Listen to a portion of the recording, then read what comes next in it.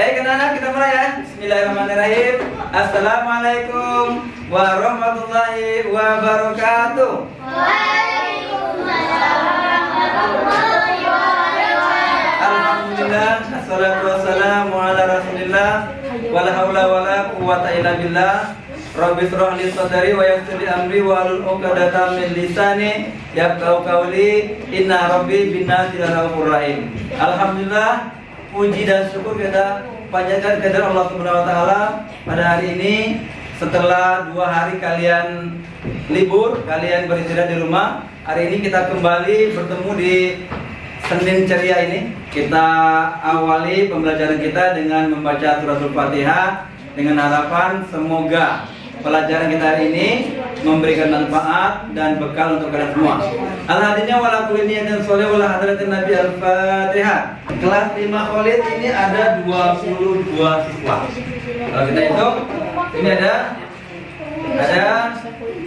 7, 10, 12, 15, 18, hanya ada 20 orang. Berarti ada 2 orang yang tidak masuk. Isabel tidak hadir. Kenapa, ada yang tahu?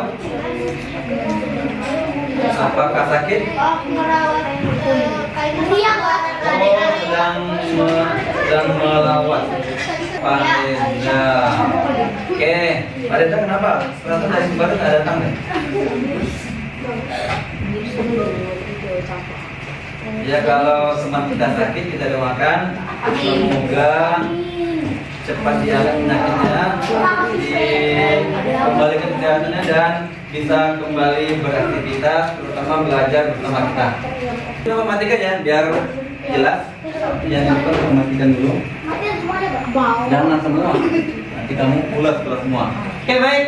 Kita masih pokok bahasannya adalah tentang berpikir komputasional. Ada yang masih ingat apa yang dimaksud dengan berpikir komputasional? Ya, Safir.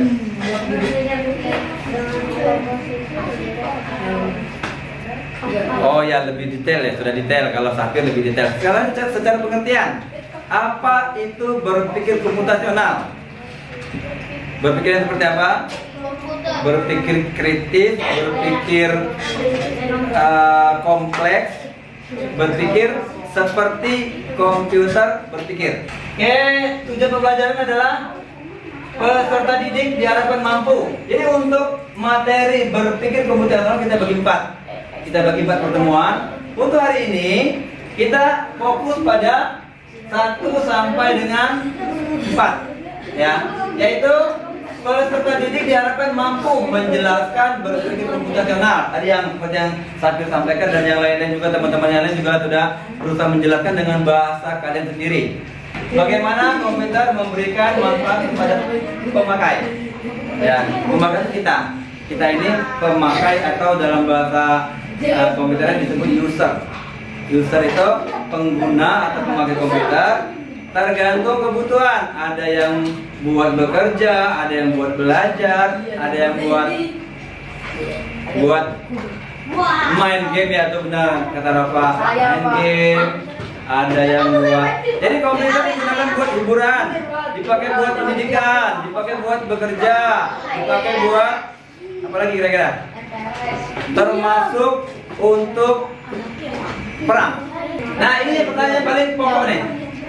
Menurut kalian, apakah dia akan sangat tergantung dengan komputer? Mungkin Pak, mungkin Pak.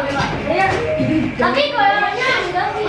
Artinya kalau bangun tidur, ada orang istilahnya bangun tidur buka laptop, buka HP, buka komputer. Nah, gini, kalau seandainya kalian bayangkan naik kapal laut, terdampak di sebuah pulau yang di situ tidak ada teknologi. Kira-kira kalian bisa bertahan hidup berapa lama? Berbagai kelompok seperti ini.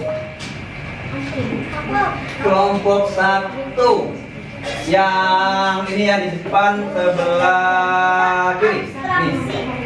Ini 6 orang atau 3 baris.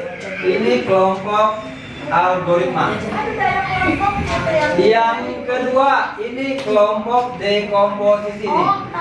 Ini 2, ini 6 orang. Satu kelompok 6 orang. Yang di belakangnya 6 orang lagi. Ya maksudnya 6 komputer. Ini posisi duduknya aja yang dibenerin. Ini juga ini kelompok pola. Terakhir yang di belakang 3 sama 4. Ada 4 komputer. Tapi kan orangnya kan nggak mungkin 7 kan? Orang paling banyak 6. Orangnya paling banyak 6. Walaupun komputernya 7. Ini kelompok abstraksi. Untuk hari ini karena materinya algoritma, yang presentasi adalah kelompok algoritma.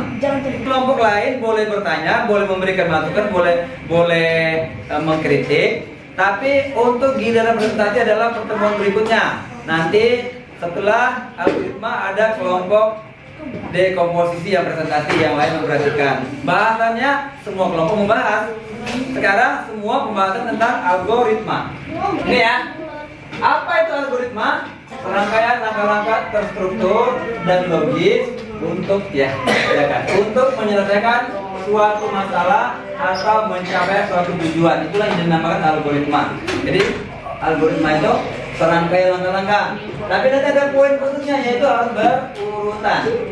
Tujuannya untuk sekarang kita dapat mendefinisikan apa itu algoritma. Siswa dapat mengidentifikasi algoritma dalam kehidupan sehari-hari. Siswa dapat membuat algoritma sederhana untuk menyelesaikan masalah. Contoh, algoritma memakai sepatu. Ini bisa dibalik nggak? Bisa dibalik nggak kira-kira? Oke, langkah pertama, ambil sepatu kanan, terus masukkan kaki kanan ke sepatu kanan. Bisa nggak? Dua dulu baru satu. Boleh ditambah, tapi di sini algoritmanya memakai sepatu. Berarti kalau kaki udah ada, naik gitu ya. Tapi boleh kalau mau ditambahkan, tambahkan. Jadi kalau memakai kaos kaki masuk dalam rangkaian memakai sepatu, tambahkan aja di situ boleh. Dan makanya bagi tugas ini dari 6 orang, kan 5 orang ya. Bagi tugas jangan ngapus, jangan mudah diketik. Yang halaman 1 siapa yang bikin? Halaman 2 siapa yang bikin? Aku halaman pertama. Aku halaman 3. Saya 3. Baik anak-anak sekalian, kelompok algoritma sudah melakukan presentasi ke depan, diberikan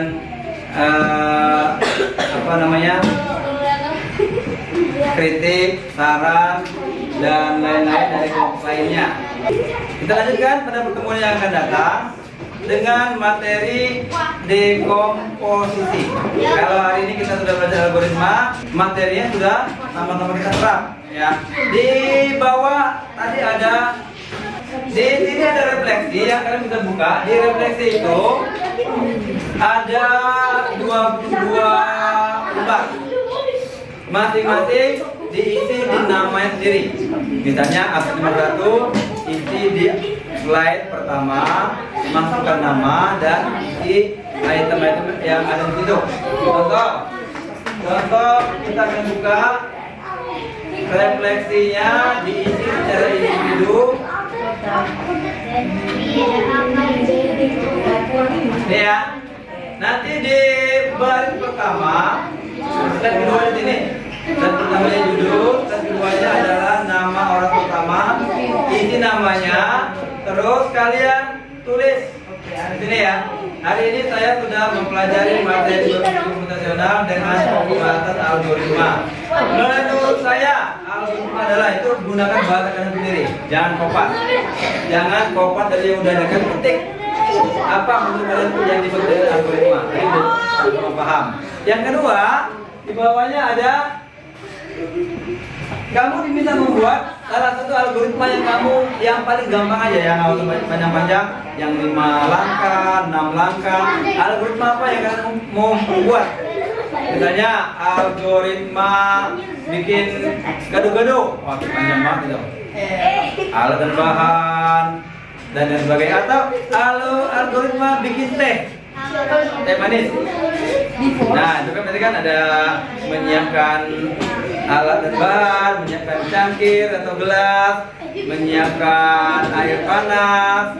Prosesnya yang mana duluan? Air panas dituang dulu apa tehnya dulu yang ditaruh? Itu kalian yang tahu. Terus misalnya algoritma menyiapkan makan malam, mulai dari menyiapkan piring, gelas, dan sebagainya. Jadi kalian boleh pilih Biar nggak jauh-jauh, yang biasa kalian lakukan aja. Misalnya algoritma merapikan meja belajar. Nah, apa algoritmanya? Misalnya kalian kumpulkan buku, ditaruh di rak buku, mainan dibawa ke lemari mainan dan sebagainya. Nah, itu kira-kira adalah membuat refleksi tersebut di slide-nya masing-masing. Absen 1, slide 1, absen 2, slide 2 dan seterusnya. Oke, untuk hari ini rasa sudah cukup materi kita. Kita ketemu lagi minggu depan. Terima kasih atas perhatiannya. Mohon maaf atas segala kesalahan. Wabillahi taufiq wal hidayah. Wassalamualaikum warahmatullahi wabarakatuh.